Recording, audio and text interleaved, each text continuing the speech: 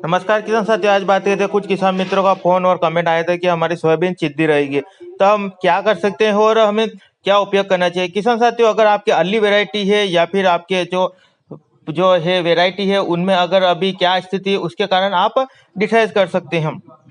बात करें अगर आपकी सोयाबीन चिद्दी है, अगर ज़्यादा ही चिद्दी है तो उसमें समस्या आ सकती है। अगर आपके सामान्य चिद्दी है तो उसमें कोई समस्या नहीं होगी, वो आपको उत्पादन भी अच्छा देकर जाएगी। लेकिन बात करें किसान मित्र चिद्दी सोयाबीन रह गई तो अब हम क्या कर सकते हैं, तो किसान मित्र परेशान हो गए। तो क्या करें, आप एक बात का अवश्य ध्यान रखिए किसान मित्र, आपने सबसे पहले यह बात ध्यान रखिए आपने कौन सी वेरायटी लगाई और आपने कितनी दूरी पर लगाई, 9 इंच, 12 इंच, 14 इंच, 18 इंच, या फिर आपके पौधे से पौधे के बीच की दूरी कितनी है और उनकी जो गैप है वो कितनी रखी है आपने। तो आपको वेराइटियां बताते हैं, उस हिसाब से किसान साथी जो वेराइटी होती है वो कवर कर लेती है, लेकिन कुछ वेराइटी होती है जो नहीं करती। आप देख रहे हैं देश का नवयुवक किसान चैनल, जिसमें आपका हार्दिक स्वागत, अभिनंदन। आप हमारे चैनल पर पहली बार जुड़े तो कृपया हमारे चैनल को सब्सक्राइब करिए ताकि आने वाली वीडियो की नोटिफिकेशन आपको समय से उपलब्ध हो जाए और अन्य किसान मित्रों तक वीडियो को शेयर अवश्य करिए।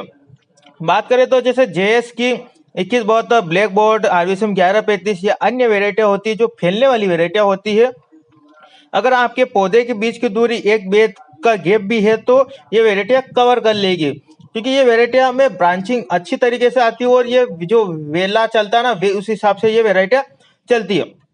अगर बीज दर ज्यादा ही कम है तो फिर आपको इसमें कुछ दवाइयों को उपयोग करना चाहिए, अन्यथा आपको अन्य खर्चा नहीं करना चाहिए, क्योंकि ये वेराइटी इतनी अच्छी है कि वेराइटी में आपने जितना ज्यादा किया होगा उतनी ज्यादा चलने वाली वेराइटी होगी। अगर बात करें इसके अलावा कुछ वेराइटी होती है जैसे जेएस 9560, जेएस 2034, जेएस 2218, ऐसी बहुत सी वेराइटी है जो फैलती कम और सिंगल पौधा चलता है इन वेराइटियों का, इसलिए आपको इनमें कुछ समस्या आ सकती है। तो ये वेराइटियां इतना कवर नहीं करेगी। अगर ये वेराइटियां तो आपको इनके लिए उच्च पोषक तत्वों की आवश्यकता होगी, जिसमें जैसे आप नाइट्रोजन, फास्फोरस वाले चीजों का उपयोग करें। ऐसा ना हो कि आप खड़ी फसल में यूरिया और डीएपी का उपयोग कर ले, ऐसी गलती ना करें, क्योंकि डीएपी लगने में समय लगता है और यूरिया की आवश्यकता नहीं है, क्योंकि सोयाबीन में कुछ दिनों बाद उनसे जो राइजोबियम की गांठें होती है उसके कारण वो नाइट्रोजन लेना लगती है। इसके अलावा आप या तो एमिनो एसिड वाले टॉनिक, माइक्रोन्यूटन या नैनो यूरिया या नैनो डीओपी, क्योंकि इनके सिंगल पौधे होते इन चीजों का आप उपयोग कर सकते हैं। हालांकि ये कवर तो सभी तो नहीं करेगी, पर तना मोटा होगा तो उत्पादन को थोड़ा बढ़ाकर ही देगी। बात करें तो अगर जेएस 2172, आरवीएसएम 1135 ये वेराइटियां फैलने वाली होती है, इसमें आप खाद, टॉनिक इनका उपयोग करेंगे तो ये पूरी खेत में जगह खाली भी नहीं छोड़ेगी और बहुत अच्छी ब्रांचिंग लेगी और बहुत अच्छा फूल और उत्पादन देकर जाएगी। एक बात और किसान साथियों, अगर चिद्दी सोयाबीन में खरपतवार ज्यादा उगता है तो आप अपने अभी तो या आप निंदाई करा ले या फिर गुड़ाई करा ले या फिर करपे या फिर हर्बिसाइड का उपयोग कर लीजिए।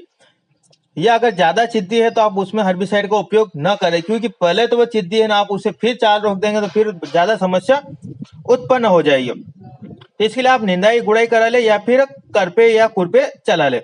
लेकिन जब फली बनकर तैयार होती तो उसके बाद जैसे ही पत्ते गिरते तो उसमें चिद्दी सोयाबीन में हामाखारिया की समस्या आने लगती है। तो आप अभी हामाखारिया के लिए हकामा का उपयोग कर ले या फिर अभी जो भी स्प्रे करे, या फिर बात करें तो फली बनते समय आप कंपनी के रिकमेंडेड तो करती है कि फूलों को नुकसान नहीं पहुंचाते, लेकिन एक बार भी आप अपने कृषि सलाहकार से परामर्श कर हकामा का फूलों के बाद इस्तेमाल करिए किसान तो फली बनते समय। और बात करें तो विचार विमर्श कर ले अब क्या करें, उपयोग चिद्दी सोयाबीन भी रह गई है। तो किसान साथियों बात करें तो आप इनमें किसान साथियों आप क्या क्या उपयोग कर सकते हैं, कुछ दवाई या फिर खाद टोनिक आपको बताते हैं। अगर आपको आवश्यकता लगे तो उपयोग करें, अन्यथा उपयोग न करें। बात करें तो आप चिद्दी सोयाबीन में जो है उसमें 19-19 ले सकते हैं, जो नाइट्रोजन, फास्फोरस, पोटास होता है, जो काफी अच्छी वाटर सोल्यूबल होते हैं, जो जल्दी काम करते हैं। इसके अलावा आप आईसीएल का 11-36-24 भी ले सकते हैं, जिसमें 11% नाइट्रोजन, 36% फास्फोरस, 24% पोटासियम। इसके अलावा किसान साथियों आप बात करें तो जिससे हमारी फसल को थोड़ा सा बूस्ट मिल जाएगा, जो ब्रांचें, कई शाखाएं या थोड़ी सी ग्रोथ कर लेगी। अगर आपकी हाइट ज्यादा ही छोटी है, अगर आपकी हाइट कम है तो आप पोषक सुपर टॉनिक का उपयोग कर दीजिए, क्योंकि पोषक सुपर टॉनिक में किसान साथियों उसमें क्या होता है कि जो हाइट बढ़ाने वाले जिब्रेलिक एसिड होता है जो हाथ बढ़ाता है, न कि ब्रांचिंग बढ़ाता है, इसलिए आप एक बात का अवश्य ध्यान रखिए। इसके अलावा अगर बात करें तो अगर बीज दर सही है तो आपको पोषक सुपर का उपयोग नहीं करना चाहिए, क्योंकि पोषक सुपर आपकी हाइट बढ़ा देगा तो फिर नीचे गिरने की समस्या भी आ सकती है। एक बार वो छिद्दी सोयाबीन में खरपतवार नाशक का उपयोग करने से पहले या फिर करने के बाद उसमें थोड़ा बूस्ट देने के लिए आप इन दवाइयों का उपयोग अवश्य करिए। इसके अलावा बात करें किसान साथियों, तो आप 1261 भी ले सकते हैं, जिसमें 12% नाइट्रोजन और 60% फास्फोरस होता है, जो फास्फोरस ब्रांचिंग और फूलों के लिए काफी अच्छा जो है रिकमेंडेड होता है, और ये पोषक तत्व उसको आवश्यकता होती है।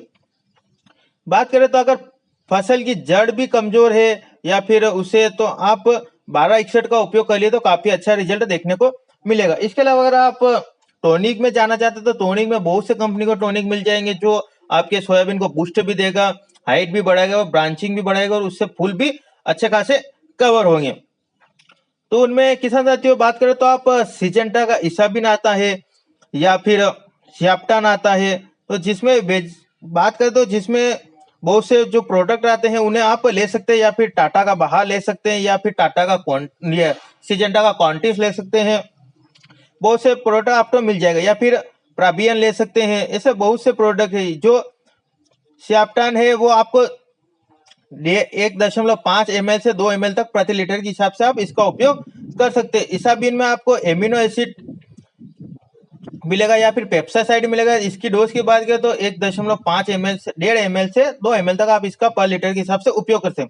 तो प्रोबियन की बात करें तो 2 से 3 ml प्रति लीटर के हिसाब से आप इसका उपयोग कर सकते हैं।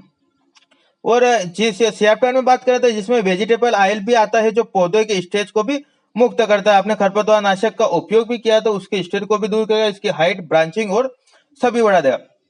किसान तो इसके साथ में आप माइक्रोन्यूट्रिएंट ले लीजिए, माइक्रोन्यूट्रिएंट अच्छी कंपनी का ले लीजिए, जो आपको अवेलेबल हो जाए वो माइक्रोन्यूट्रिएंट ले लीजिए। किसान साथियों अगर आपकी वेराइटी अच्छी है, फैलने वाली है, तो आप उसमें कुछ उपयोग न करें, उसमें केवल 19-19 या फिर 1261 का उपयोग करें, या फिर माइक्रोन्यूट्रिएंट का।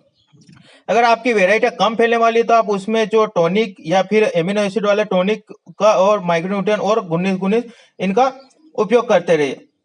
किसान साथियों अगर आपको कैसी लगी जानकारी हमें अवश्य बताइए। अगर आपको जानकारी अच्छी लगी है तो वीडियो को लाइक करिए और अन्य किसान मित्रों तक शेयर करिए। किसान साथियों ऐसी ही जानकारी लेकर हम आपको नेक्स्ट वीडियो मिलते हैं। तब तक अपने पशु अपनी फसल की निगरानी करते रहे, क्योंकि कीट और प्रकोप या फिर पीला मोजेक ऐसे वायरस कभी भी लग सकते हैं, इसलिए अपने खेत पर निगरानी करते हैं। मिलते हैं नेक्स्ट वीडियो में, तब तक के लिए जय जवान जय किसान।